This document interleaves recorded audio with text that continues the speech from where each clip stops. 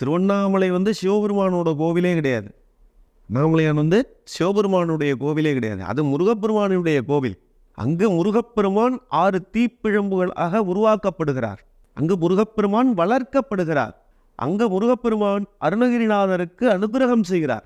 இப்படி அத்தனை அந்த அங்கே கோவிலுக்கு உள்ள நுழைஞ்சிங்கனாக்கா முருகனுடைய அறுபடை வீட்டினுடைய சிற்பங்கள் வந்து எல்லா தூண்கள்லையும் கவனிக்கலாம். நீங்கள் முன்னாடி எந்த ராஜகோபுரத்திற்கு உள்ளாக நுழைஞ்சாலும் சரி, நீங்கள் வந்து உள்ள நுழைஞ்ச வேகத்துக்கு அப்படி ராஜகோபுரத்தை நோக்கி திரும்பி பார்த்தீங்க அப்படின்னாக்கா முருகப்பெருமான் வந்து குழந்தையிலிருந்து அந்த ஆண்டிகோலம் போனது வரைக்கும் உண்டான அத்தனை சிற்பங்களையும் இங்கே வடிச்சிருப்பான்.